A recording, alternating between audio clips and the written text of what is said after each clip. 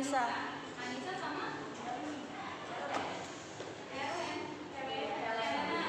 Kenapa? Manisa sakit. Manisa sakit. Kalau Helena ini ya. Ya. Pas sakit doanya semoga sehat selalu. Amin. Sehat selalu juga. Ya sama-sama bisa belajar bareng-bareng lagi ya. Oke. Nah, jadi kan ini ibu mau menjelaskan terkait rancangan bahan. Sebelumnya kita udah pernah belajar terkait materi jas kan ya? Ya. Nah, materi jas. Nah, sebelum materi jas itu, setelah materi jas kita mau dijelasin lagi terkait rancangan bahan. Sebelumnya kalian pada belajar terkait rancangan bahan kan? Udah, ya, Bu. rancangan bahan bus. Nah, itu loh. Nah, di sini ibu bakal menjelaskan terkait rancangan bahan website atau jas. Nah, di sini ibu pengen kalian tuh mengerti terkait apa aja sih rancangan bahan, mulai dari pengertiannya, definisinya, rancangan casnya, terus apa lagi prosedur yang harus diperhatikan saat membuat rancangan bahan. Serta rancangan bahan tuh yang kita lakukan biasa rancangan pola kecil aja kan. Nah, padahal tuh dia punya jenis-jenisnya juga. Ada rancangan bahan yang nanti bakal dilakukan. Nah, terus selain itu kita juga harus tahu ada bahan apa yang diperlukan dalam rancangan.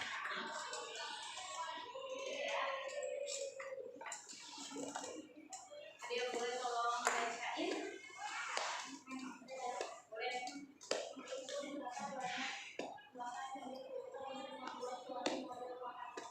Nah ya, jadi sini tuh terkait dengan rancangan bahan pengertiannya yang sudah kita ketahui ya, jika itu itu berapa banyaknya bahan yang disebutkan. Nah kalau kita buat rancangan bahan pola kecil, di situ kita bisa tahu tuh rancangan bahan itu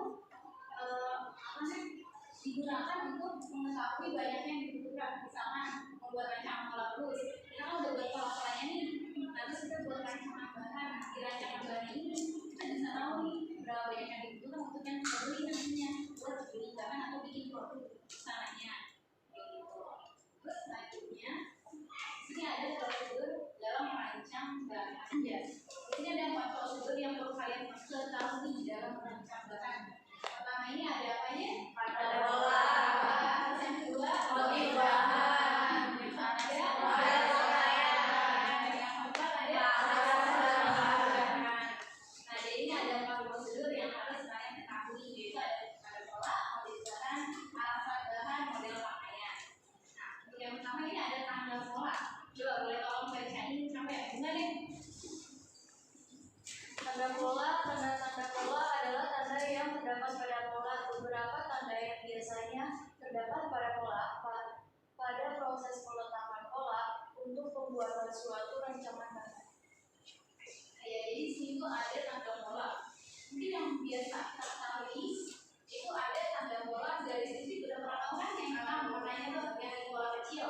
Terus ada garis warna merah, garis warna biru. Kalau merah untuk apa? Belakang. Bagian depan. Kalau TB warna biru kan. Nah, itu juga yang perlu kita ketahui dalam rancangan bahan itu juga kita perlu ada tanda pola. Tanda polanya pertama ini ada garis pola asli, yaitu garis pola yang lurus. Warnanya hitam biasanya di warnanya. Kemudian di sini ada garis pertolongan. Nah, garis itu kan biasanya sebutnya garis ya, itu namanya garis pertolongan. Nah, terus di sini tuh ada garis warna merah, garis lurus. Itu namanya tuh garis pola untuk bagian depan. Sini juga ada garis warna biru. Kenapa? Bagian belakang. Kemudian ada garis lipatan. Nah, garis lipatan di sini tuh sama dengan garis lapisan. Harusnya itu garis ini kayak yang biasa kita pakai kalau misalkan bagian belakang garis ini warna biru, kalau bagian depan warna merah. Nah terus lanjut lagi, di sini juga ada garis yang dibagi dua bagian sama. Ini apa nih? Alasan kain. Nah ya, nah terus di sini tuh ada alasan benang. Di sini tahunya cuma satu aja kan? Kayak lurus aja kami, tapi ini ada dua. Ada alasan benang yang panjang yang biasa kita pakai. Kemudian ada alasan benang yang lebar. Itu dia arahnya ke sana. Ada sedikit ya. Kenapa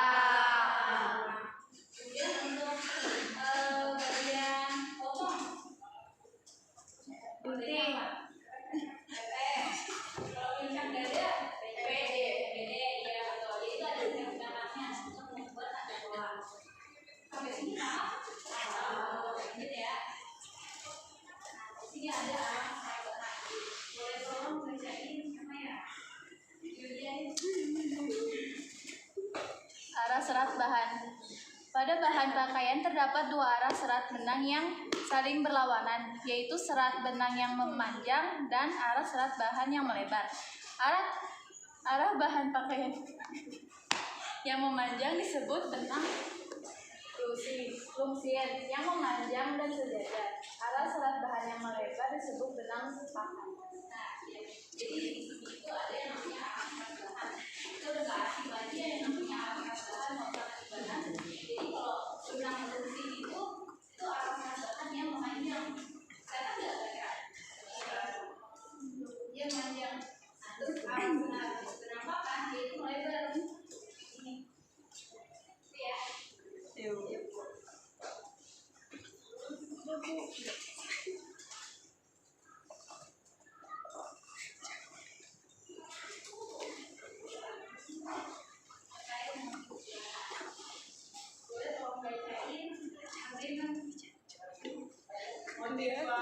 Motif bahan juga perlu diperhatikan dalam proses merancang bahan. Hal ini berkaitan dengan cara peletakan atau penataan pola pada bahan. Untuk bahan yang tidak bermotif, tidak akan banyak mengalami kesulitan dalam peletakan pola. Jadi dalam motif bahan ini biasanya juga kalau potong bahan yang sudah sering potong bahan itu terkait motif bahan yang polos, bukan motif, tapi bahan yang polosan aja kan biar nggak dimotif kan. Nah, jadi dalam meletakkan rancangan bahan itu kita perlu perhatikan, nggak boleh asal aja kalau misalkan motif bahannya yang polosan, palingan dia ngikutin aja tuh bentuknya, betul arah serat benangnya tuh dia ikutin. Nah, kalau misalkan kayaknya bermotif, paling juga harus perhatiin motifnya itu harus menyatu atau enggak harus sama. Contohnya kayak nah ini seperti ini. Dia punya contoh di sini ada model kemeja. Nah, coba boleh tolong bacain.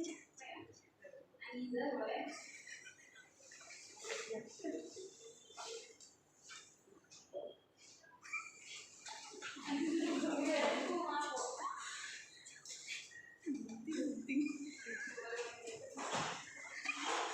Motif bahan contoh satu, misalnya saja untuk meja dengan bahan berkotak, kita harus memperhatikan dia punya motif terhadap pertemuan bagian yang lain.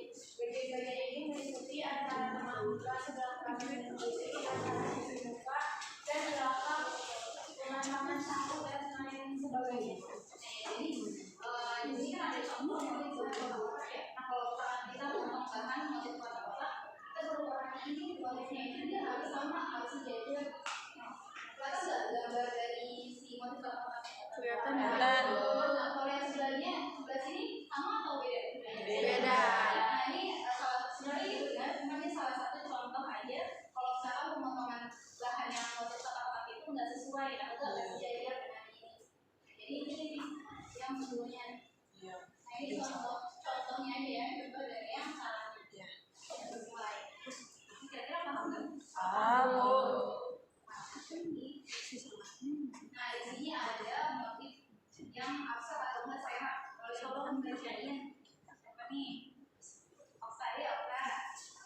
Motif bahan contoh dua motif serat atau abstrak merupakan meja motif yang tidak beraturan dengan batik. Demikian dalam meletakkan pola dapat diletakkan secara berlawanan arah dan tidak perlu memperhatikan pertemuan motif pada garis-garis sambungnya. Nah, ya. Nah, jadi untuk motif yang abstrak atau serat, yaitu dalam pemasangan rancangan bahannya itu peletakannya dia nggak harus ngikutin bentukan dari si motifnya itu semuanya. Kalau misalnya yang dari kotak-kotak, dia harus menunjukkan ya potongan dari si motifnya, jadi harus sama, harus sejajar. Nah, sedangkan iya harus. Nah, terus kalau misalkan yang abstrak, karena dia motifnya abstrak, jadi dia nggak harus ikutin bentuk si motifnya, jadi nggak apa-apa. Tapi dia harus perhatiin juga arah serat benangnya, arah serat kainnya nggak boleh asal juga tiba-tiba bikin model baju meja, tapi kalian kalau atau peletakan bahannya malah arah seratnya serong, salah kan? Jadinya jatuh si bahannya bakal aneh kayak ngeliung gitu loh, kamu nggak ngelitung kayak gelombang. Lagi dari sini ada model pakaian, boleh tolong bacain lagi nih. Caca.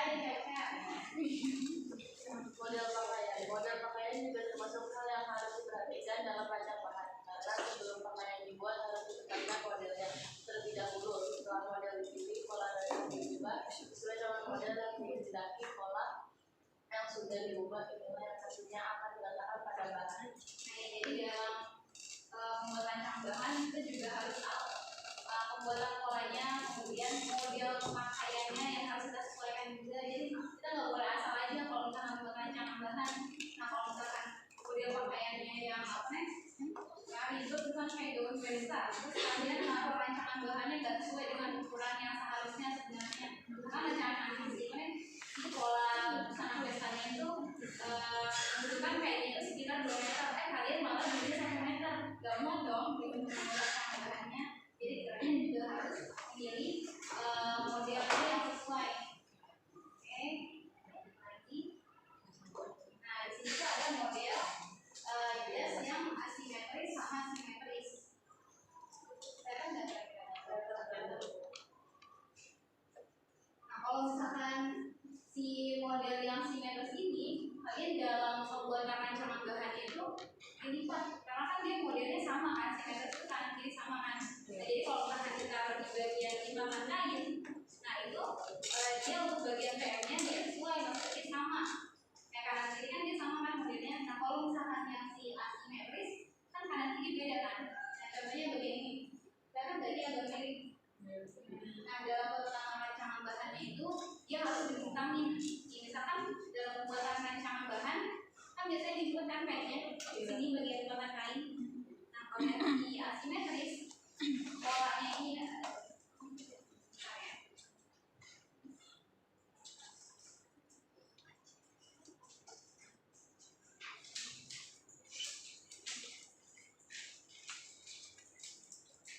selain pola.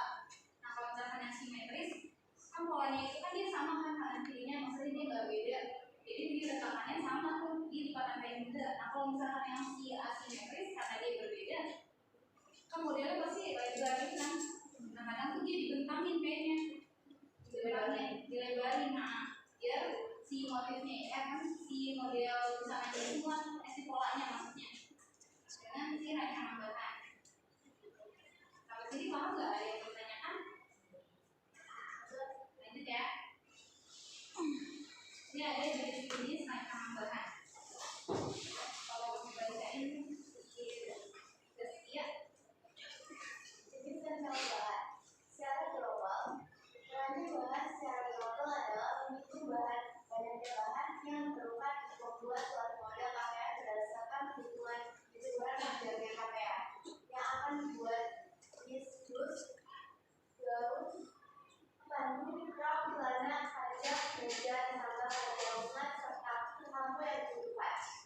Untuk teknik marker, merancang bahan dengan teknik marker adalah merancang bahan yang akan digunakan untuk memproduksi pakaian dalam jumlah banyak skala tertentu. Jenis rancangan bahan. Pola kecil. Merancang bahan menggunakan pola kecil merupakan merancang bahan yang menggunakan pola kecil berdasarkan pola yang sudah diubah sesuai model yang menggunakan skala kecil. Pada umumnya, skala yang ditemukan adalah skala 1/4, skala 1/6, dan skala 1/8. Nah, jadi di sini ada jenis-jenis rancangan bahan yang itu bilang sebelumnya nih tadi. Akan di sini tuh ada rancangan bahan itu dibagi jadi 3 jenisnya. Ada rancangan bahan secara global, ada yang skala teknik marker, ada yang pola kecil rancangan bahannya. Nah, kalau untuk membedakannya secara global, yaitu model rancangan bahan itu rancangan bahan besar. Karena kenapa tadi definisinya untuk membuat suatu model pakaian berdasarkan perhitungan ukurannya yang dibuat sampai ada blus, rok, celana, dicampur panjang lengan serta kapuk yang dibutuhkan. Nah kalau misalkan global itu kayak yang biasa kita potong bahan pakai bahan yang asli itu namanya rancangan bahan yang besar itu global. Nah kalau untuk teknik marker itu merancang bahannya itu khusus untuk yang diproduksi dalam skala besar kayak industri, kayak butik, kayak gitu. Nah itu biasanya itu namanya teknik marker di rancangan bahannya. Nah selanjutnya ini ada yang biasa kita gunakan dalam rancangan bahan itu pola kecil. Yang biasa kita bikin pola, terus kita pecah pola, terus kita rubah polanya, dari rubah polanya kita buat rancangan bahan. Nah rancangan bahannya ditempel di kertas cokatan atau kertas kado yang bisa kalian buat. Nah skalanya ada 1/4, ada 1/6, ada 1/8. Itu dia namanya rancangan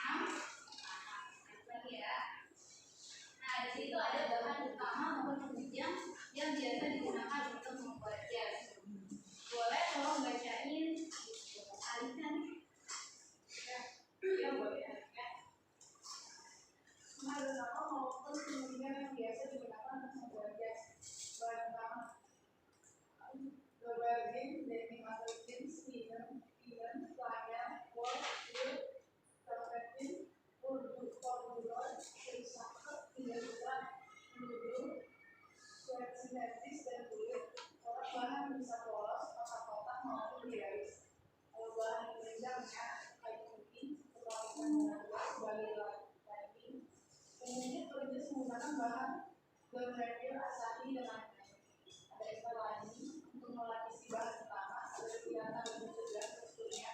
Biasanya dia menggunakan inner lining berupa monokular. Nah ya, jadi di sini ada terkait bahan utama penunjang jas. Pertama ada bahan utama yang biasa dipakai dalam jas, yaitu bahan ini aja, tapi ini salah satu contohnya ada basamin, denim, jeans, linen, flannel, wool yang udah dibacakan tadi maka. Kemudian ada corak bahannya juga banyak ya, ada yang polos, ada yang kotak-kotak, bergaris, maupun abstrak. Nah, kalau biasa di sini ada bahan penunjangnya nih yang biasa dipakai untuk jas. Salah satunya itu ada kain maling yang buat lapisan jas bergerak kain kering loh. Nah, itu kain kering. Tabungnya itu biasanya digunakan ada yang aksari, berpensil, dan lain-lain. Kemudian ada interlining, lapisan bahan utamanya. Biasanya dalam penggunaan bahan jas itu menggunakan interlining. Oke, biasanya itu berupa kayak pufner juga, nah itu buat jas. Nah, lihat pufner nggak kira-kira? Nah, Arika pernah ya? Nah, ya itu salah satu penunjang dalam bahan jas. Oke, lagi ya. Nah, di sini ada contoh rancangan bahan jas nih. Nah, di sini tuh ada bahan yang utama, juga rancangan bahan jas. Kemudian ada rancangan bahan jas, ada interfacing. Kemudian dia rancangan bahan jas untuk kulitnya atau lininya. Banyak kan kira-kira ya? Karena dia kan mulai jas kan pecahannya banyak tuh. Ada yang buat kuring, ada yang buat interfacingnya, kemudian bahan utama dari jas tersebut. Nah, dari itu cakupannya pun banyak dan juga rancangan bahannya pun juga banyak. Nanti kalian dibuatnya insya Allah ya.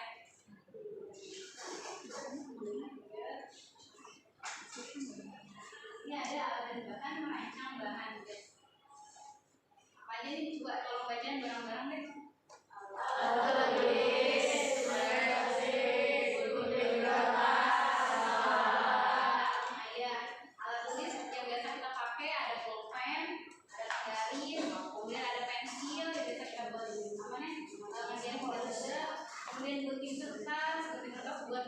Motong si kadonya atau kertas warnanya, kemudian lem stick.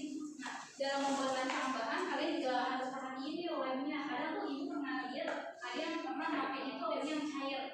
Nah, lem cair tuh kadang dibuat pakai rancangan bahan, hasilnya itu jadi kotor. Emang enggak? Kalau kalian bikin rancangan bahan itu kayak gombal banget. Pernah loh. Nah, ini juga betul. Ini kan terus juga kan yang namanya si dosa kan tipis kan. Nah, kalau dipakai namanya cair, jadinya dia bikin atasnya terlebih. Itu makanya biasanya kalau mau bagus atau nggak rapi, pakainya yang lipstick aja. Tapi kalau nggak menyesuaikan lagi aja dari kalian. Nah, kemudian ada skala yang bisa kita pakai buat rancangan bahan. Ini ada resep yang dijelasin, garis pola kecil, ada yang mampu, ada yang bisa, ada yang berwarna hijau, ada pulpen merah biru untuk warnain si polanya, warnain rancangan bahannya. Kemudian terakhir ada kertas rancangan bahannya. Kertas rancangan bahan kan banyak ya yang kita pakai, ada yang coklat, kemudian ada yang kertas kado, kertas koran juga sama kado biasanya ada karton, ya kertas karton. Sampai sini ada yang bertanya? Nah, ayo tanya dong. Ya Allah, kayak perbedaan. Terus kasih nama yang capek. Saya bu, gini sambil gitu. Saya bu, ya. Perbedaan antara global dan rancangan teknik market apa sih? Nah, oke. Makasih tadi apa pertanyaannya? Perbedaan rancangan bahan global sama teknik market ya? Ya bu. Nah ini ibu jelasin ulang lagi ya. Nah jadi untuk teknik yang secara global dia itu mirip sama kayak kita lagi potong bahan. Maksud kita lagi meletakkan bahan. Kita kan meletakkan bahan yang pola besar. Ya bu. Itu namanya itu rancangan bahan besar. Itu rancangan bahan global disebutnya. Nah terus untuk yang teknik master, tekniknya itu produksinya besar. Yaitu dia kayak jor-joran gitu loh. Kayak apa nih? Bikin polanya banyak. Atau bikin polanya sekali doang. Tapi si yang pakai alat bukan sih bu? Iya, yang pakai alat potongnya. si bahannya itu banyak tuh di bawah kayak di konvensi ya bu. Iya Kayak di konvensi. Iya benar. Iya. Nah jadi itu perbedaannya. Ada yang mau ditanya lagi nggak? Yang mau nanya nggak? Ada yang mau nanya nggak? Boleh. Ada nanya nggak?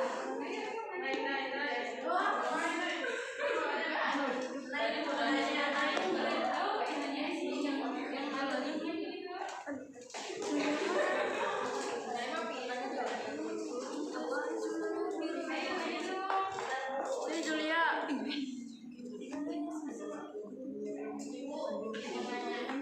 Sambil ini itu dapat nggak si Naila ini? Geser aja di situ.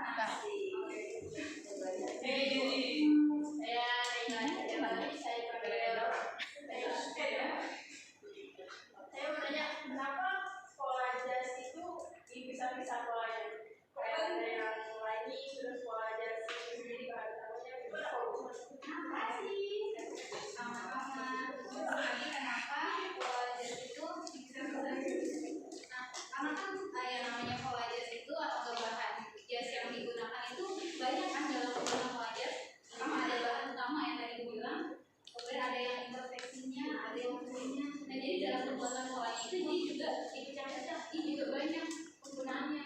Kemudian dari segi modelnya juga kalian bisa lihat modelnya dalam membuat polanya semakin sulit, semakin susah model yang kalian pakai untuk membuat jas atau pola lainnya. Nah semakin banyak juga pola-polanya terbagi. Nah dan juga bahan yang dipakai juga banyak. Makanya nih ada dalam pembuatan jas sampai ada 3 kan, ada yang pertama interfacing lagi, kemudian ada cooling juga buat dalamannya, interfacing lagi tapi untuk kayak siku sebenarnya tuh biar si bahannya tuh kelihatan tegas, cara nggak kayak kusut atau apa. Jadi dia punya macam. Jadi bisa dilihat dari segi modelnya juga, dari segi pemakaian bahan yang digunakan. Kalau misalkan kalian memakai motif lagi ya pasti nambah lagi ya. Rancangan bahannya juga nambah. Kalau misalkan si bahan utamanya cuma satu, kan kalian pakai bahan utamanya polo, udah jadinya rancangan bahannya cuma satu aja yang bosan, sama nambahnya kayak interfacing atau bamboli. Nah kalau misalkan nambah lagi nih, si kalian nambah pakai bahan motif lagi. Nah rancangan bahannya juga ada juga yang pakai bahan motif, rancangan khusus si motifnya aja. Jadi itu betul. Habis itu paham ya kan? Terima kasih. Sama. Ada yang mau bertanya lagi? Oke boleh. Diri. Boleh. Kelihatan nggak itu? Kelihatan Bu, kelihatan. Saya pas kemarin Nama-nama. bajunya tuh yang motifnya beda tuh. Bikin baju apa tuh? Baju ringan. Kan atasnya motif-motif rambutnya polos, terus saya pengen bikin bisanya tuh di tengah sini tuh saya udah. Jadi saya baca polanya dulu pinggang depan belakang, tapi kenapa kalau gini ini sobek terus? Oh pinggang depan belakang beda ya gimana tuh? Saya salah di mana gitu kalau bikin motif kayak gitu. Maksudnya gimana tuh? Maksudnya nggak sesuai kan panjang sisinya atau gimana? Tapi motifnya di sini. Oh Iya, iya. harusnya di pinggang. Padahal saya udah baca pola pas pinggang. Jadi motifnya nggak perlu beda. Jadi gimana? Berarti kamu pas lagi mau bahannya, kamu meletakkan di bahannya itu kamu nggak sesuai, jadi dia nggak nemu motifnya. Iya kan? Nah terus dalam penyeladaran, pas kamu lagi nyeladar si polanya itu nggak sesuai, jadi kadang nggak ketemu sama yang sama. Itu juga bisa jadi penyebabnya dari kamu sendiri nyeladar juga, dari segi kamu mau bahannya juga sesuai atau enggak, apalagi motif kan dari katanya iya. Terus tinggal depan sama belakang itu beda. Maksudnya si sisinya itu sama, cuma si lebarnya itu beda. Sisinya sama. Ada yang mau ditanyain lagi? Saya Bu, yang bagian belakang ya boleh. Apa tuh punya? Saya dapat tuh punya. Dari belum nih? Maju ini maju. Saya buat saya tanya Bu, ya kalau misalkan lagi jas biasanya kesulitannya apa ya Bu? Kesulitannya? Oke, kasih Bu, sama-sama. Sebenarnya bisa tanya yang udah ini udah pernah jas nih Alika. Nah kalau dari pengalaman itu ya, ibu kan kuliah diajarin ini sama buku atau nama buku kan? Nah itu ibu diajarin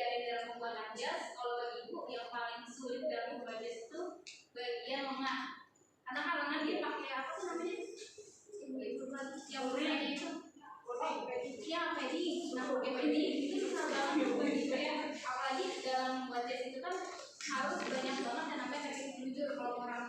Tapi kalau nggak pro mungkin sama saja, cuman kalau ibu belajar itu ibu harus pakai teknik jujur itu semuanya, walaupun cuma nyambung sisi doang ibu pakai jujur juga. Terus kalau menurut ibu yang paling susah tadi kelemahan dalam masa packingnya itu kalian harus ngesong juga, harus ngejujur juga.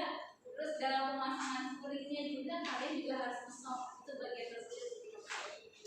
Masih ya, nanti enggak coba bikin di rumah kerajaan warga. Ada yang mau tanya lagi? Cukup ya. Oke, di sini ibu ada tugas kelompok. Jadi ini tuh ada gambar, punya 5 gambar. Terus nanti kalian buat kelompok masing-masing ada 6 orang atau 7 orang. Terus kalian analisis sisanya, oke? Sekarang ya. Yuk, sekarang ya.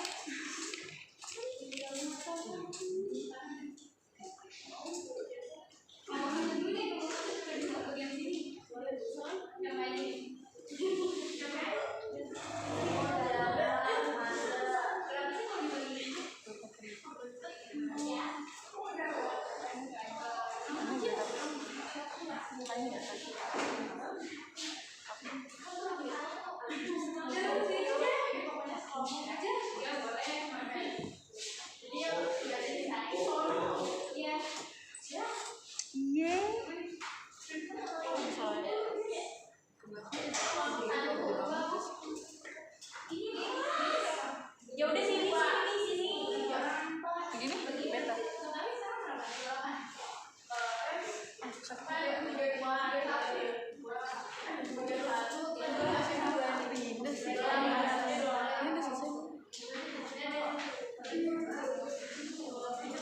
Bu Zuda, ini matiin nggak? Matiin nggak? Matiin nggak? Miringnya lah, kakak. Enggak, oh enggak, miringnya sama.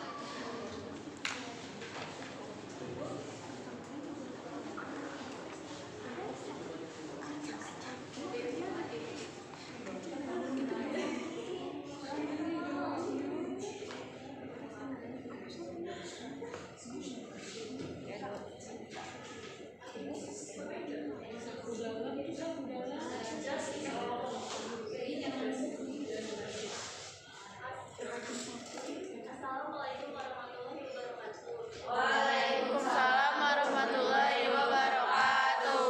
Kami dari kelompok 1 ingin mempresentasikan analisis jas. Di sini ada gambarnya. Ini adalah terang pada gambar di atas adalah pada laser, terdapat gap yang menyambung pada kerang.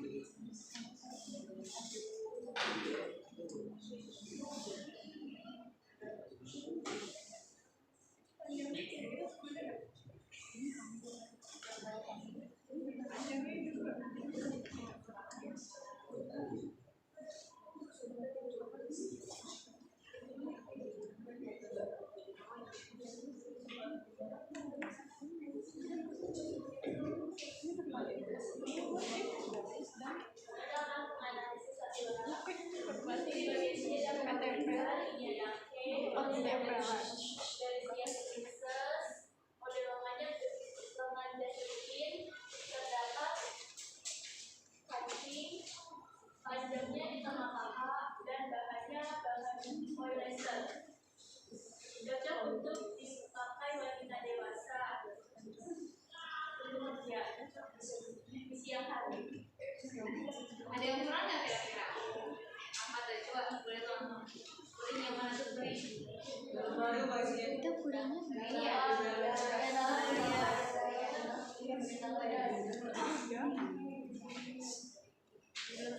Terus kancingnya, tadi kancing apa? Ini namanya kancingnya kancing single breaststroke ya, yang kayak dia. Nah kalau misalkan ada kancing sebelah sini, biasanya itu namanya kancing double breaststroke. Sebenarnya itu mau lihat sama kancing makin terus kalau untuk ini namanya ngeclepok. Kalau menurut ini, nah kalau yang ada di atas itu namanya ngeclepok. Bentuk tangan dulu ya.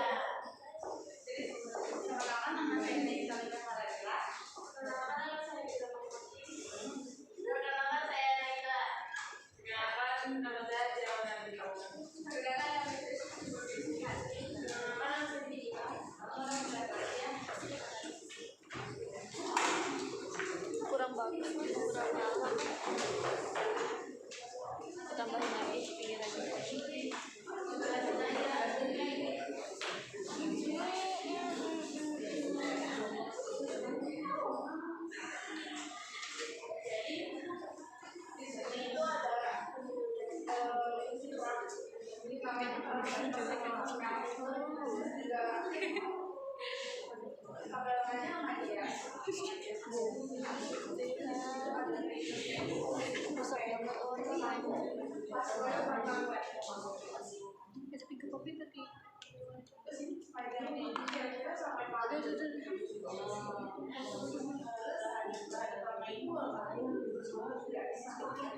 bikin penguana ini ngaji lagi